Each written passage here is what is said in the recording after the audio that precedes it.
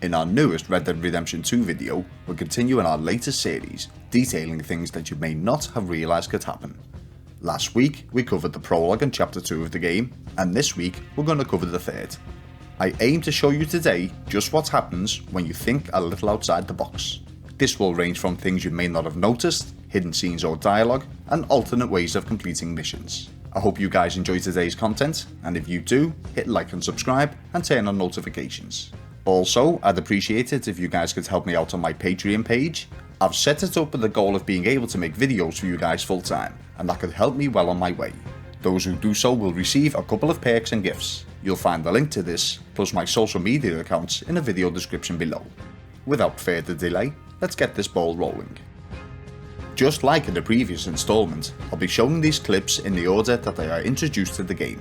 Now I'll admit, technically the first one isn't in chapter 3, it's the mission that progresses you into chapter 3, and it's called A Strange Kindness. After the gang are forced to shoot their way out of Valentine, following an altercation with Leviticus Cornwall, the leader, Dutch Vanderlyn, makes a decision to relocate the camp. Sending both Arthur and Charles ahead to scout, they investigate an area known as Dewberry Creek. Upon closer inspection, they suspect the area may not only be unsuitable for camping, but also may be dangerous. This is further proven when the pair stumble across a terrified family, who inform them that their father/husband has been kidnapped. Now on the trail of the captive, Charles leads in following the tracks. But something that people may not have realised is that every so often, when the pair halt to re-examine the trail, whereas Charles would normally be the one to investigate, Arthur can beat him to the punch. In doing so, Charles, who originally taught Arthur how to track, will now comment on how well he is doing with it. Wait, just let me make sure this is right. They continue on that trail ahead of us. Good eyes, Arthur. Let's keep on them. In a previous video, I have shown you guys a hidden scene with Sadie Adler in a mission called Further Questions of Female Suffrage. All you had to do, as Arthur, was follow Sadie into the store instead of heading directly to the post office, which the game prompts you to do. But did you know that there's an additional small dialogue in the scene that most people may have missed? It gives a little more history on Sadie and shows us that she has, or at least had, more family out there somewhere.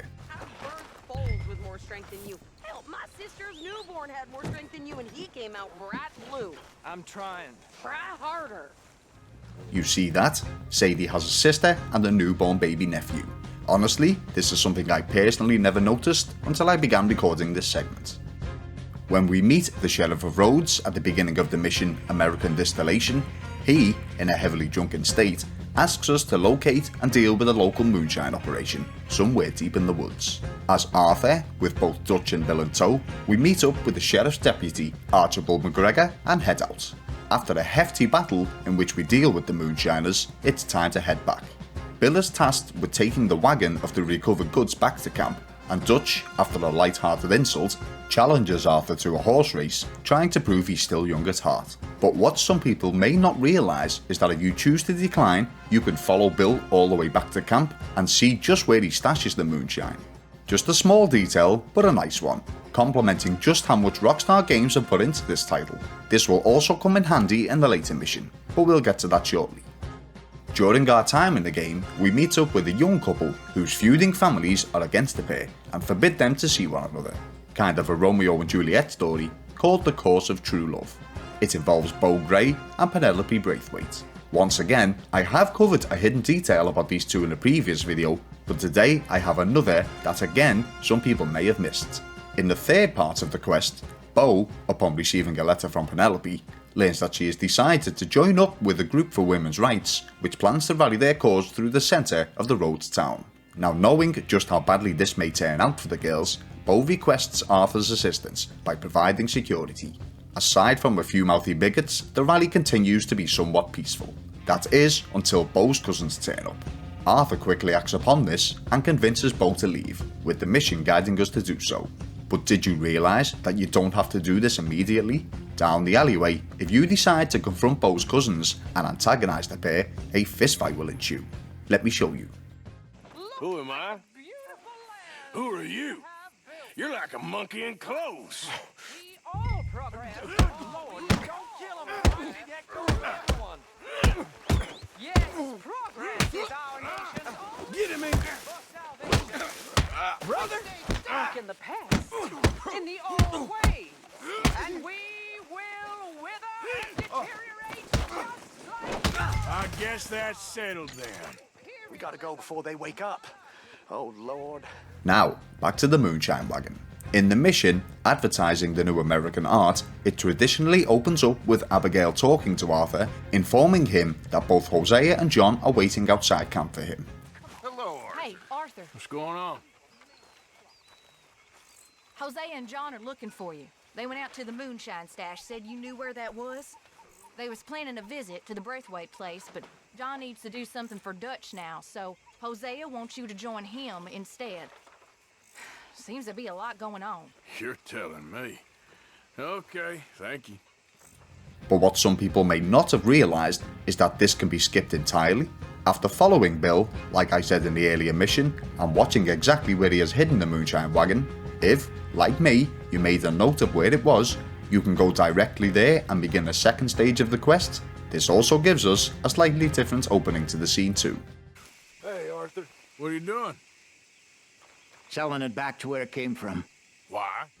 Josiah Trelawney, a somewhat magician-stroke conman, is an associate of the Vandalin gang and comes and goes as he pleases. But after being captured and attacked by bounty hunters who are looking for information as to the whereabouts of the gang, he decides that it's safer to stay with them on a more long-term basis. During this stay, he tells Arthur that he has something for him. He plans to teach Arthur an easier way to rob a stagecoach, hoping to prove that you can talk your way into the robbery as opposed to a gunfight. This fairly simple mission, titled Friends in Low Places, has Arthur pick a lockbox, while Josiah distracts both the drivers and the passengers. Now, most people will follow this pretty easily, but did you realise that if you decide to take matters into your own hands and rob it the old-fashioned way, it will trigger a cutscene that I believe a lot of people may not have seen? Here, let me show you. Well, that didn't go exactly according to plan. How did we do? Well, aside from all the shooting and getting shot at, we did fine. Here. Thank you. Well, now, go see Alden from time to time. Let's hope it goes a little smoother next time. We always hope that, Arthur. See you soon! Now this one is only a very short one, but again, one I think most people may have missed. During the mission, Blessed are the Peacemakers, Arthur, Dutch and Micah head out to meet up with the rival gang leader and arch-nemesis of Dutch, Colm O'Driscoll. We soon learn that the entire thing was a setup devised by Colm with the intention of letting the law capture the entire Vandalin gang in one fell swoop. Now, after being captured, shot, tortured and near beaten to death, Arthur manages to break free from his holdings and makes an escape attempt. Now the game prompts you, as the controller, to jump upon Arthur's horse and ride back to his base camp, all the while avoiding the O'Driscoll patrols. Now here is where the hidden scene comes into play. If you decide to try and make it on foot, Arthur will eventually collapse due to his injuries, but his steed will still find him and get him home safely. Oh, come on, boy. Get me home. Now the final thing I want to show you guys today is in the mission A Short Walk in a Pretty Town. Bill Williamson informs the gang that the Gray family wish to hire them for some security work, but upon entering the town of Rhodes, we soon learn that the entire thing was an ambush set up by the Grays after learning the gang's true intentions. But before this happens, there are a couple of indicators about this. When you first enter the town, there will be none of the regular townsfolk, all the shops are closed and locked up, there is no one at the train station, not even the clerk, and the only occupants there are all armed men. These are the first signs that something is amiss. Guys, I want to thank you for watching. I truly hope you enjoyed the video. Join me in the next one where I'll be covering chapter 4 of the game. Don't forget, if you can, to support me on Patreon guys, it tremendously helps the channel out. If you want to see more content like this, hit the like button and consider subscribing to the channel. All links are below if you wish to get in touch. Please leave a comment too if you want to add anything you didn't see today that you think should have made it into the video, and I hope I will see you all in the next one.